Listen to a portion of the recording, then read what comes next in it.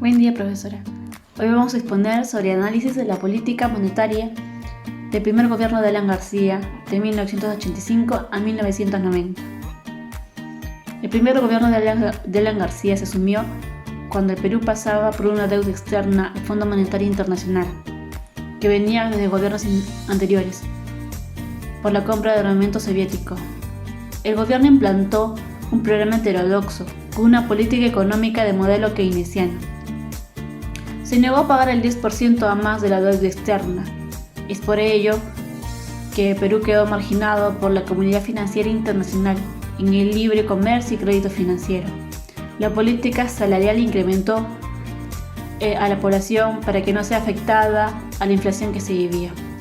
En 1986 hubo mayor movimiento en los sectores de manufacturación y construcción. Se vio un incremento en los sectores independientes. En 1987 se incrementó los bienes y servicios para el mercado interno, pero disminuyó en el mercado externo. Algunos factores importantes que aumentaron fue el tipo de cambio. La política salarial incrementó de remuneraciones a los trabajadores, superiores al crecimiento de precios. En 1988, el PBI mostró una contracción de 8.8% por los desequilibrios de distintos sectores externos y públicos. Eso tuvo repercusiones en los ingresos reales de los trabajadores. En 1989 hubo un decrecimiento de demanda interna. Se mostró una disminución de 12% de la producción nacional. Se realizó una expansión monetaria asignada al déficit del sector público y por los desequilibrios económicos. Esto llevó a una inflación acumulada de 2.775.3%. Además, hubo una contracción en los ingresos reales de los trabajadores. Según el Banco Central de Reserva del Perú, fue de 50 y 23%. A pesar de los intentos de equilibrar la economía, no se pudo compensar con inflación acelerada. En 1990, siguió las contracciones en los sectores de la manufacturación y agropecuaria. PBI mostró un decrecimiento de 5% a comparación del año anterior. El programa de estabilización, a pesar que uno de los objetivos era corregir los precios de bienes y servicios, mantenía un déficit fiscal y animaba al gasto excesivo de recursos.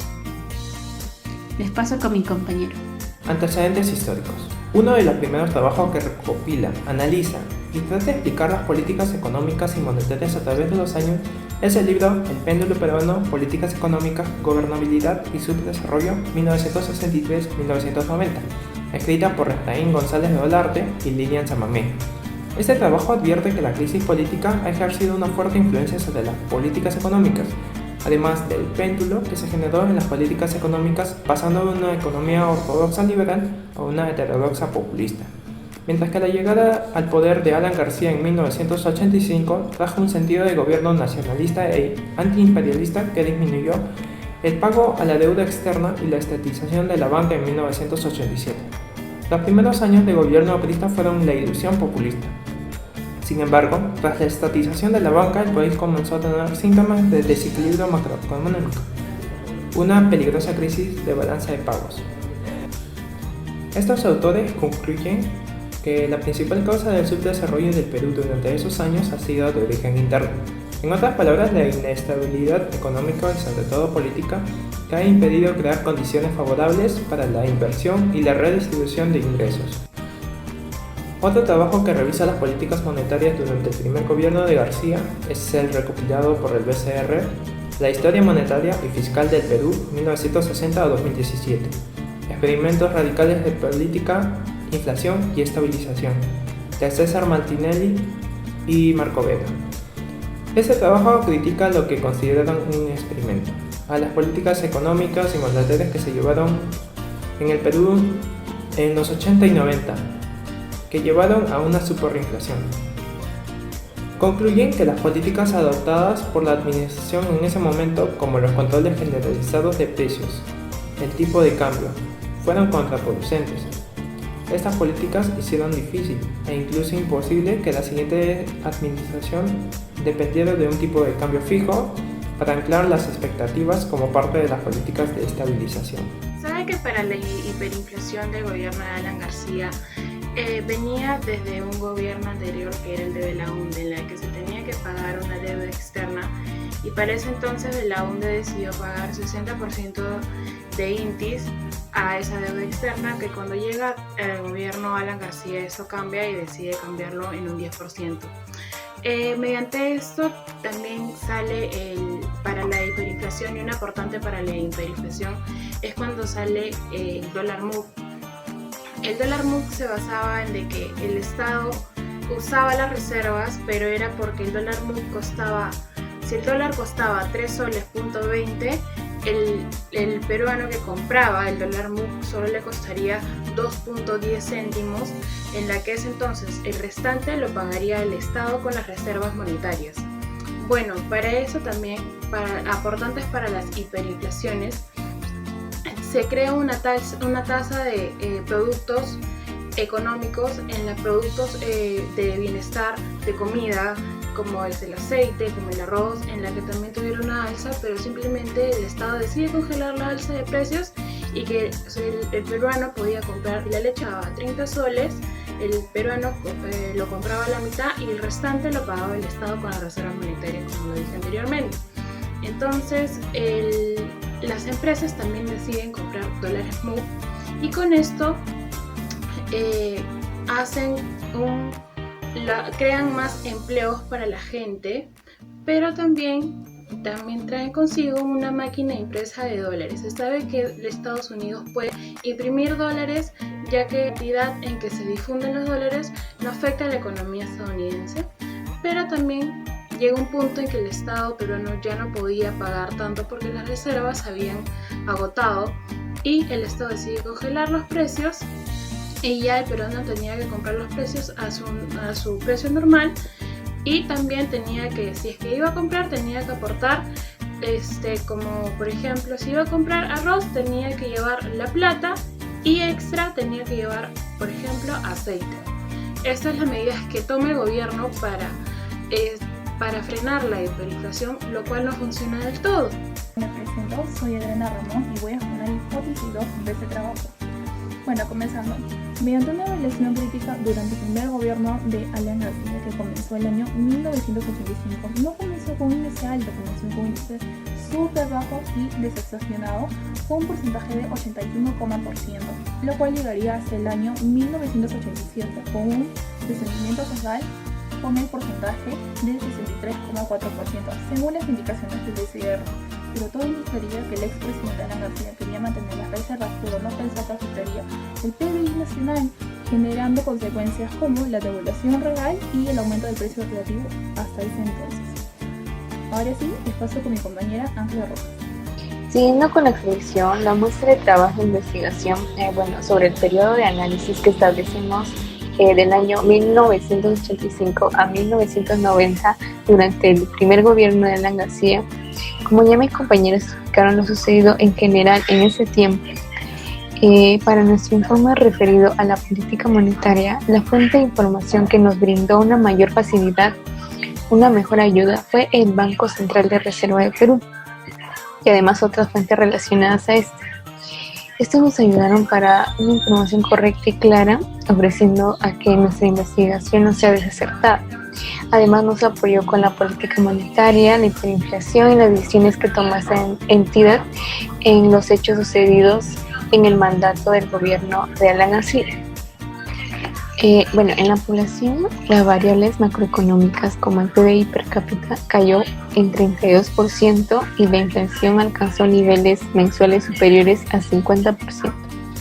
El impacto de la hiperinflación y la recesión en la distribución del ingreso tuvo como consecuencia que los salarios reales cayeran un 54% ese año y como consecuencia empeorando la calidad de vida y la infraestructura del país. A lo largo de los 5 años de régimen, la política monetaria se caracterizó por la utilización de la emisión inicial para captar fondos para el gasto público y la provisión de préstamos a la banca de impulso, en especial al Banco Agrario.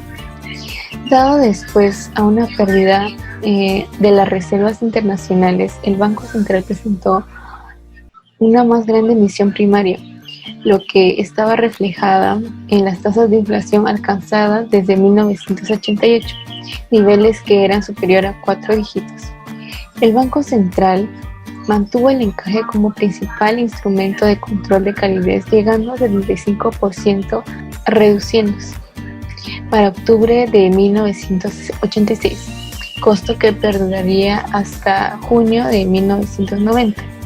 Cabe resaltar que entre marzo de 1987 y junio de 1990, con el fin de minimizar el efecto adverso en el comercio de intermediación, la banca comercial en algunas provincias se redujo al 50% la tasa de reserva marginal de depósitos para depósitos fuera de la ciudad más importante. Cabe resaltar que a lo largo de este periodo el régimen interfirió de la soberanía del Banco Central. Ahora le doy pase a mi compañero. Buenos días, profesora. Mi nombre es Kimberly Salaverano y yo les voy a hablar sobre los resultados del trabajo final de economía. Durante el periodo de 1985 y 1990, del primer gobierno de Alan García, la economía del Perú tuvo una profunda crisis económica, dando así el inicio de una pérdida del aparato productivo en nuestro país, trayendo como consecuencia la elevada inflación, la escasez de productos, de alimentos y la caída de la exportación e importación, entre otros. Empecemos primero con la importación. En la importación y la exportación, la importación sube, aumenta, pero en la exportación disminuye. Esto se debe a la pérdida del valor y de poder adquisitivo de la moneda. Ahora pasamos por la tasa de inflación. La tasa de inflación podemos ver que en el primer año aumenta a un 163.4%, pero en el segundo año disminuye a 77.9%. Pero a partir del tercer año la tasa de inflación pasa de 85.8% a 7.481.7% en el último año del gobierno de Alan García, siendo así una alza que ha sido insostenible para la economía en ese entonces. Y esto lo que ocasionó fue un incremento de los precios.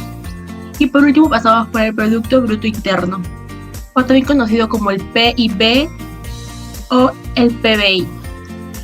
Acá podemos ver y presentar que hay un aumento en 1986 estuvo con 9.2% y luego llegando a una caída máxima en el año de 1989 con el menos 11.9%.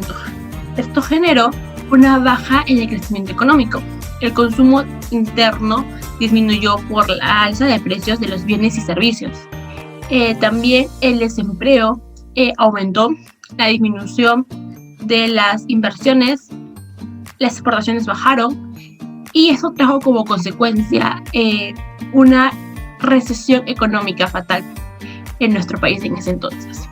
Muchas gracias, le paso con mi compañera. Mi nombre es Luciana Telles y voy a hablar sobre la conclusión de nuestro trabajo final. Nosotros hemos llegado a la conclusión que el primer gobierno de Alan García sufrió una de las más grandes crisis económicas del Perú contemporáneo. García asumió la presidencia en una etapa de inestabilidad económica y social. Sus decisiones equivocadas y mal asesoradas llevaron al país a romper las buenas relaciones que tenía con los organismos internacionales, incrementando la tasa de inflación, afectando así a las importaciones, exportaciones y el salario real de la población. Durante el primer gobierno, el Estado y diferentes organismos autónomos plantearon instrumentos de política monetaria para regular la inestabilidad macroeconómica que se vivía en nuestro país. Esfuerzos que no tuvieron los resultados esperados debido a la mala relación con el Fondo Monetario Internacional y a la mala administración interna, llevando al Perú a 5 años de incertidumbre económica. Al investigar los antecedentes, influencias y resultados del periodo de crisis, podemos apreciar la importancia de las buenas relaciones y apoyo de los organismos internacionales. Tal es en el caso del Fondo Monetario Internacional, que hubiera tenido un papel decisivo para prevenir la inestabilidad macroeconómica, debido a su promoción de estabilidad financiera, facilitar el comercio internacional, promover el nivel de empleo, reducir la pobreza e impulsar el crecimiento económico sustentable, pilares que fueron necesarios desde 1985 hasta 1990. Creemos que esta crisis pudo ser retenida, controlada y supervisada con la ayuda necesaria, con una debida administración y estrategia económica interna. De esta manera, la deuda externa y los conflictos sociales en nuestro país no hubieran azotado en gran magnitud nuestra economía. Gracias.